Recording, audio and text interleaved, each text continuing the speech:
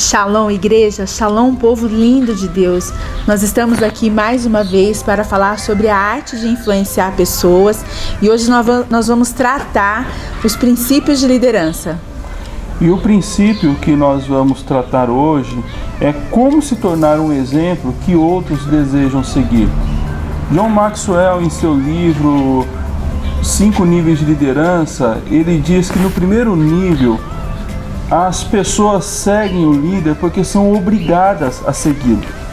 Porém, no 5º nível, o mais elevado, as pessoas seguem o líder pelo que ele representa para elas e pelo que ele é.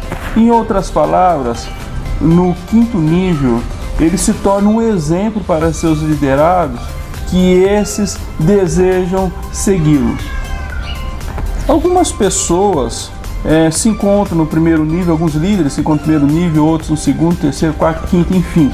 Então, quando a gente fala em liderança, nós vemos que cada líder se encontra numa posição diferente. Alguns, ali no primeiro nível, eles estão ali porque foram colocados, mas eles não se posicionam como tal e acabam não assumindo as responsabilidades inerentes à sua posição e por isso acabam não direcionando a sua equipe e a sua equipe acaba se tornando como um navio sem leme, uma orquestra sem maestro. Melhor lhe seria declinar a posição para que outros possam assumi-la com mais eficácia. Outros, porém, eles estão no 5º nível e eles influenciam de tal modo a sua equipe a ponto de se tornar um exemplo e seus liderados desejarem segui-lo. Se você ocupa uma posição de liderança ou tem a expectativa de ocupar uma posição de liderança, tenha em mente que você precisa ser um líder eficaz a ponto de se tornar um exemplo para seus liderados, a fim de que seus liderados desejem imitá-los. E para que você se torne um líder eficaz, algumas características são inegociáveis e hoje nós vamos conhecê-la. A primeira delas é que o líder eficaz, ele precisa se sentir vocacionado. Assim como um pai e uma mãe, ao ter os seus filhos, eles sentem um desejo, algo, um chamado, no sentido de ser um exemplo eficaz, de ser um exemplo divino, tem uma responsabilidade maior sobre essa criança. Assim também o líder sente esse desejo, assim o pastor de uma igreja, quando ele tem um chamado, ele sente essa preocupação, esse chamado em cuidar logo de suas ovelhas, em cuidar do seu povo, pastorear. Assim como na Bíblia, no livro de Isaías, capítulo 6, quando Deus pergunta: a quem enviarei? Isaías prontamente se coloca à disposição e ele diz: eis-me aqui, envia-me a mim. Em outras palavras, ele diz: Deus, me usa, faz comigo, porque eu tenho certeza que vai dar certo, eu tenho certeza que isso eu vou conseguir fazer, eu vou conseguir desempenhar esse papel. Ou seja, ele é um líder, ele tem o seu chamado, ele é vocacionado.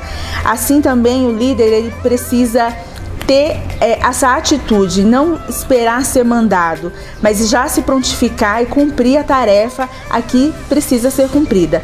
Talvez você esteja se perguntando se alguém pode ser um líder sem que seja vocacionado. A resposta é sim, mas talvez ele não terá o sucesso, talvez ele não terá o destaque no papel de liderança.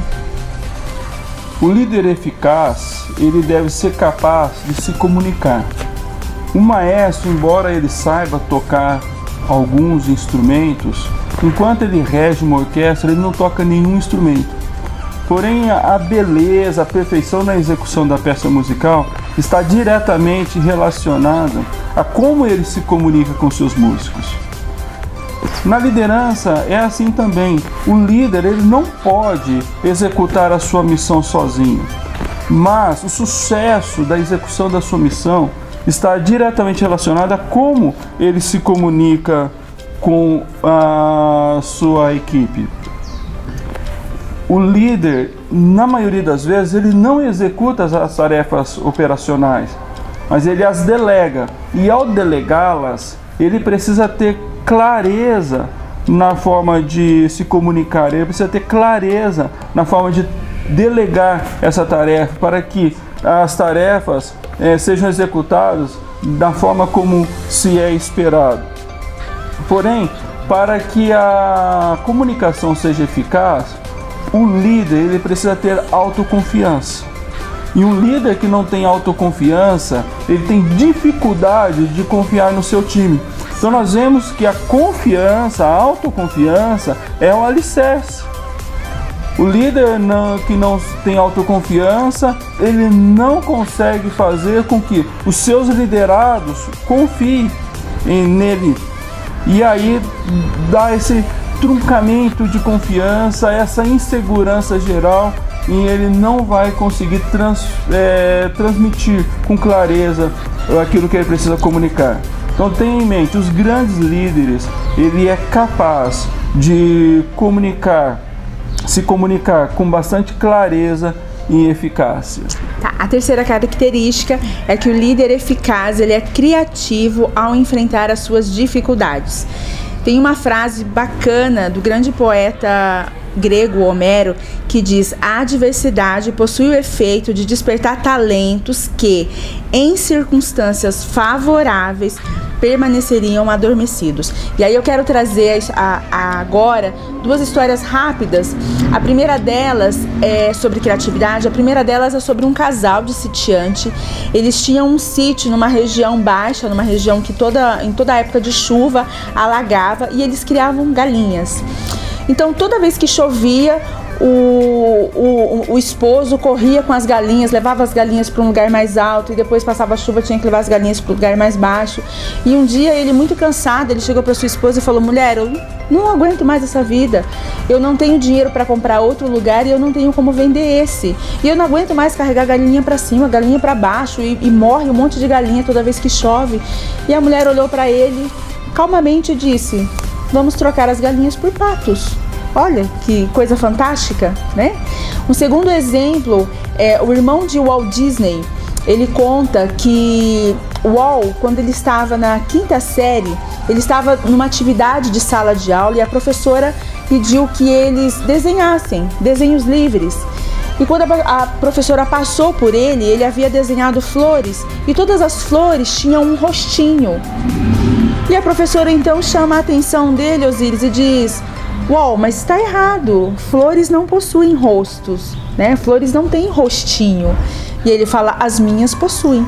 E vocês vão ver que todas as flores da Disneylândia, todas as flores da Disney, elas têm uma característica específica de Walt. Ou seja, ele foi criativo, ele não se deixou parar por essa professora. O líder eficaz, ele é generoso. A medida de um líder não está no número de pessoas que o servem, mas sim no número de pessoas que ele serve. Líderes genuínos, eles sempre têm algo a oferecer e o fazem com liberalidade. O líder eficaz, ele está muito mais preocupado com o desenvolvimento do seu time, das pessoas que o cercam, do que com sua própria honra. Ele está muito mais preocupado com o reconhecimento do seu time do que com o seu próprio reconhecimento. O líder eficaz, ele inclui a sua equipe no seu sucesso. A linguagem dele é: nós conquistamos, nós construímos, nós desenvolvemos, sempre nós, nunca eu. O altruísmo é uma característica inerente do líder eficaz. A quinta característica é que o líder eficaz, ele age com coerência. É preciso ter coerência em 3 pontos especiais. O líder precisa ter coerência no trato com as pessoas, proporcionando segurança à sua equipe, nos princípios, ou seja, ele precisa ter princípio para que ele dê direção, dê rumo, e ele também precisa ter coerência nos projetos, estimulando a produção, a criação. O Osíris tinha acabado de falar agora, a partir do momento que o líder, ele perde a confiança da sua equipe, ele deixa de ser visto como líder. A partir do momento que ele deixa de assumir responsabilidades, ele deixa de ser visto como líder pela equipe. É preciso que você desperte para esse tema, para essa abordagem. O seu chamado, ele é desafiador, nós sabemos disso. A necessidade nunca foi tão evidente, o preço nunca foi tão alto e as tentações, elas nunca foram tão grandes. Mas a hora do despertamento para a sua liderança chegou. Não há um líder em potencial que não tenha sentido a sua hora, o seu momento, ali chegou, né? Mas lamentavelmente existem alguns líderes que não se levantam mesmo quando o tempo pede, mesmo quando a situação pede. Então por isso nós estamos aqui hoje para dizer para você, desperte para esse tema.